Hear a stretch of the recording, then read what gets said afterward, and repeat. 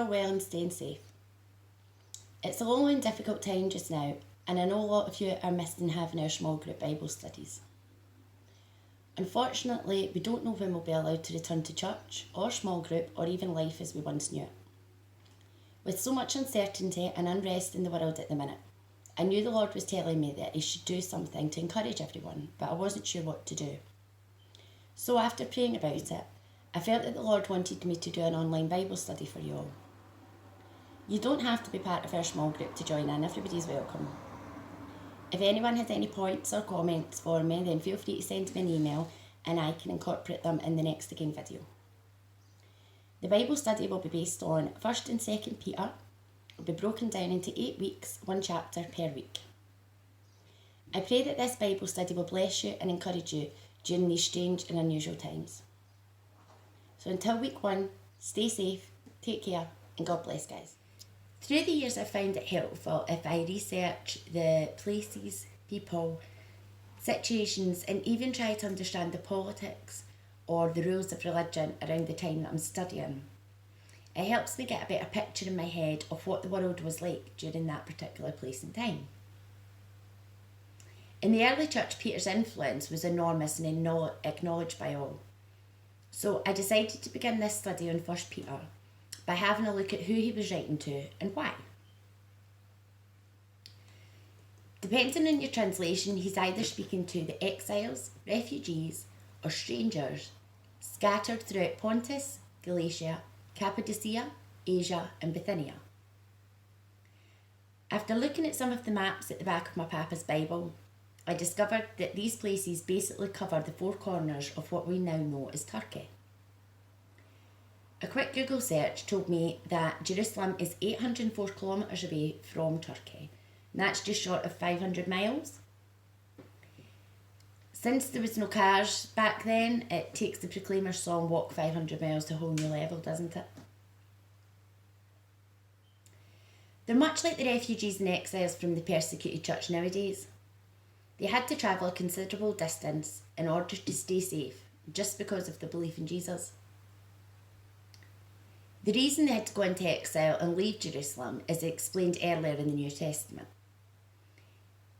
If you've read Acts, you'll remember that after Stephen's death, chapter 8 begins by telling us that set off a terrific persecution of the church in Jerusalem. The believers were all scattered throughout Judea and Samaria, all that is, but the apostles. So I imagine Peter was in Jerusalem, more than 500 miles away from his friends, possibly his family, and all his fellow Christians. He was worried, not knowing what the future holds, and wanting to encourage them in any way that he could. Seems a lot like us during lockdown, doesn't it? Peter reminds us in the opening verses of the book that not one is missing, not one is forgotten. God the Father has his eye on you. Peter sits down and pens this letter in order to encourage the exiled Christians in their time of trouble that they have not been forgotten. The Lord is with them, and even though they're going through a time of suffering, he still has his eye on them, and he's setting them up for victory. The distinctive tone throughout 1 Peter is preparation for victory over suffering. So I believe the Lord has placed this book on my heart to study with you all in this time of worry, suffering and turmoil that we're currently facing, to remind us all that the Lord will have victory, and through faith we will see victory as well. No matter the problem or the location, he's watching over us all, and Peter's letter to the exiles is here in print to remind us of that fact every single day, but more so during times exactly like the ones that we're facing just now. Peter begins his letter to the exiles by reminding them and us of what a wonderful God we have, and that because of his blood we are forgiven and have a future in heaven waiting for us. He reminds us that we have a hope and a future in Jesus Christ our Lord, and even during times of suffering, the Lord has his hand on the situation and is keeping a close eye on us, and that he's not forgotten us. I read a few different versions of verse 5, but the one that stuck out to me the most was from my Papa's Bible, which I think is the authorised version. It says, who are kept by the power of God through faith unto salvation, ready to be revealed in the last time. The word kept can also be translated as guarded, who are guarded by the power of God through faith. I find that really comforting to know that we are all guarded by the power of God just because of our faith in Him. And I'm sure the exiles did too. Peter expands on this further by explaining that we should be glad when we go through times of trials and times of suffering, because when genuine faith is put through suffering, it comes out proved genuine, much like gold does when it's put through a fire. He reminds us that when Jesus wraps all this up, it's our faith and not our gold that will be on display as evidence of His victory. Now, this is a reoccurring theme throughout the Gospels, and Peter has chosen to reiterate that in this letter. He encourages us to continue to have faith, stating in verse 8 that you never saw Him, but you loved Him. You still don't see Him, yet you trust Him. Because you kept on believing, you'll get what you're looking forward to, total salvation. That really struck a chord with me. I've never seen Him, yet I love Him and I trust Him. Sometimes situations can feel so overwhelming that we can feel like God's forgotten about us and we begin to struggle with everything, including day-to-day life. But when we look back at the struggles we've had in the past, because we're now able to look back, we can now see that God got us through it all. He had it all worked out. Even though at the time everything seemed hopeless to us, He had it all under control. All we had to do was have faith. And that's all He's ever asked us to do. Times are hard just now, and sometimes it doesn't seem like there's an end in sight. But our God knows the end. Our God has a plan, and we need to have faith in Him and His plan through to the end. The world has never seen hurt, suffering and death of such an epic proportion since biblical times. But much like biblical times, all He is asking us to do is have faith in Him and His plan. Not just His plan for each and every one of us, but also have faith in His plan for the world.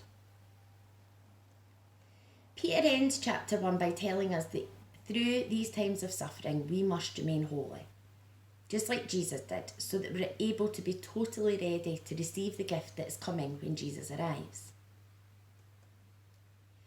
I think this is particularly relevant in 2020 because everyday life is so different to anything any of us have ever known before. There's no church meetings, there's no socialising, there's no home groups or prayer meetings. This is the perfect time for the devil to strike, when he thinks the world is vulnerable and easy to break. But this just means that now more than ever, we must remain vigilant and we must make a conscious effort to remain holy and not lazily slip into doing exactly what we feel like doing. During this lockdown, Chloe would love to do exactly what she feels like doing. She would like to eat chocolate for breakfast, stay in her pyjamas until school reopens and spend all day, every day on her phone. But if I let her do that, then I wouldn't be a very responsible mother. In verse 17 states, you call out to God for help and He helps. He's a good father that way. But don't forget, He's also a responsible father and won't let you get by with sloppy living. My Father in heaven loves me and every one of you just as much, if not more, than I love Chloe.